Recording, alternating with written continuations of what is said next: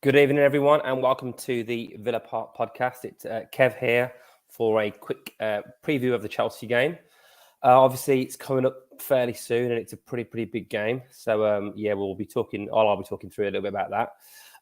But first of all, a bit of news today. Aston Villa women suffered their first defeat, which obviously is a bit of shame after such a great start to the season. So, the unbeaten run is over. It was a narrow 2-1 home defeat by West Ham. They went 2-0 up early on, quite early on West Ham after about 14 minutes. Despite lots of possession and opportunities, we could only get one goal back. It was a great finish, actually, from Ken Zadali. The game wasn't short of incident, though. There was a sending off for a punch by West Ham's Hawa Sissoko, which, it's not something you like to see in men's or women's games, obviously. But, it wasn't a particularly nice incident. And that was right towards the end of the game. And there was also a missed penalty by Villa's Alicia Lehmann. It's actually very big controversy with the missed penalty because after the game, Villa manager Carla Ward said, "It's clear as day. Everybody knows that Rachel Daly takes pens. It hasn't happened. It doesn't matter why. It's an in-house. It can't happen again. If we say who is on pens, they're on pens." Then she was asked, "Is that something you'll speak to Alicia about?" We have. So a bit of a shame. It's been a great start to the season. Aston Villa women have got Everton up next in the league at the weekend, and I've got Everton again in the cup after that. So fingers crossed they can respond to slight setback today. Although they did play pretty well, and there was a lot of chances from what I saw. I saw quite a bit of the game. So unfortunate. Moving on to the Chelsea game tomorrow. Look, it's a pretty crunch time now for Villa, isn't it, really? Big game. I did notice today another team managed to do what we couldn't do, which is beat Nottingham Forest. So that will now be 6 defeats out of the last 7 for Forest, other than a 1-1 draw against Aston Villa, of course. Gerrard's been pretty honest, obviously, in all the pre-match comments. I don't know, Rich talked about the press conference yesterday. But stuff such as, we know, and I'll say it as loud as you want me to say it, that we're not firing on all cylinders. Well, you can say that again, Stephen. We're certainly not. And he has been pretty bullish. But with 2 wins all season and only 7 goals scored in 9 games and a Premier League win percentage of 34%, is that good enough? Well, I think the chances are running out for him now.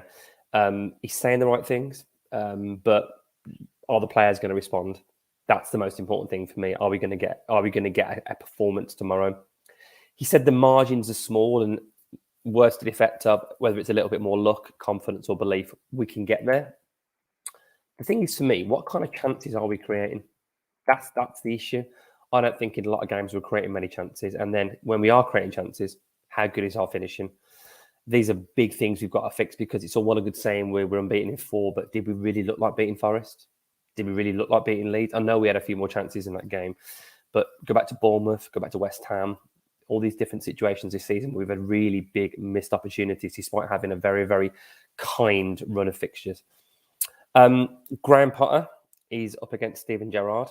Gerrard's actually got a pretty good record against him for Villa last season. Obviously, he won both of the games that we played against Potter's Brighton team. So he might have the advantage over him in terms of the recent managerial stakes. But Chelsea, as an outfit, have performed very well since he's taken over. They've got 2 wins from both the games so far he's taken over.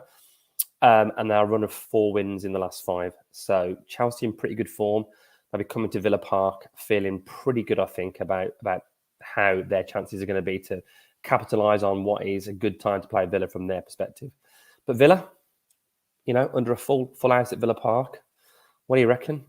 Do you think we can get a performance and can get a result? Here's the other thing I wanted to ask, and guys, let me know in the comments. Would you say the results are more important than the performance? I.e., if we got it was a 1-0 win and Chelsea battled us all game, and then they scored an own goal off someone's behind, would that appease you? If we lost 2-1 but played brilliantly, created loads of chances, their keeper made some unbelievable saves, we were fighting, would that... I know it seems almost an obvious question, we want to win the games, but it's the manner of the performances for me which have been the big problems. So let me know in the comments what you think, what's most important to you.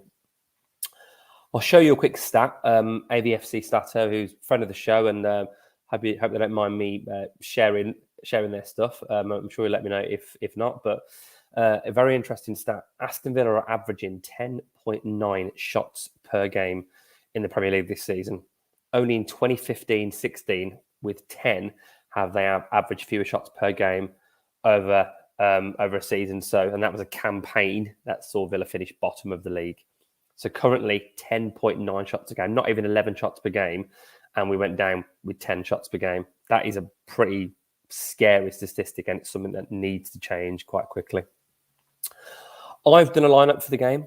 Again, let me know your thoughts on this. This is my, I guess if I was predicting the lineup, it's what I go for. So I've got quite obvious back four, I think, at the moment with the Cash, Konza, Mings and Young. I've got Martinez in goal. And I've got Dendoncker at the base of the midfield. I thought he looked pretty good when he came on. With Luiz, with his new contract, pushed a bit further forward with McGinn. I don't see him dropping McGinn, even though I would. And then Watkins up top. Again, I don't see him dropping Watkins, and I don't think Ings is probably good enough to play that role. And then I've got Ramsey wide left and Buendia wide right. So Buendia, obviously those positions get interchange and link up with Watkins, but I think you've got the creativity and the industry of Buendia, and you've got the pace of Ramsey to potentially go at what hopefully will be, well, it won't be Reece James. We know at Chelsea's right back because he's got an injury that's going to see him miss the World Cup. Bit of a shame for England, but might be an advantage for Villa tomorrow if it's Cesar Azpilicueta up against the speed of Jacob Ramsey, if we can get him in the right positions. So, yeah, I think the lineup's going to be interesting. Gerrard's talked about 5 at the back. Will Villa play 5 at the back? I don't know if we'll do that and try it out against Chelsea. But Bednarek did pretty well, I thought, when he came on in the previous game against Leeds. So I wouldn't be that surprised if that happened. But again, is it going to be Ings, maybe for Watkins? I think Archer's carrying a bit of a groin injury, so I can't see him starting. Does Coutinho get dropped? Well, I've predicted he will, based on recent performance, but you don't know. You might put him in there. Is there a wild card of a Sanson or a Nakamba or a Chambers? Remains to be seen, but look, it's a really, really big game. We're all hoping, obviously, for a positive victory. I hope. I'm sure a few Villa fans are hoping that if it means that Gerrard goes, that maybe they might accept a defeat for the greater good from their perspective. I'm not seeing positive signs. I've said it many times in this pod about what Gerrard's doing, and I can't see what the plan is. But I'll give anyone the opportunity to turn it around. And hey, wouldn't it be great if that was to happen this Sunday against Chelsea? So look, let us know in the comments what your thoughts are. We really, really appreciate every single bit of the support we're getting from you guys. We are flying now well into the 420s with our subscribers, and yeah, it's just great to have the support, particularly everybody that comments on all the pods and gets involved in the shows. We did want this to be a bit more of an interactive pod, but crazy day today, parties all round for the guys that are doing the pods with the kids, so it's been a bit difficult to do that. But yeah, guys, listen, once again, thanks so much for the support. We really, really appreciate everything.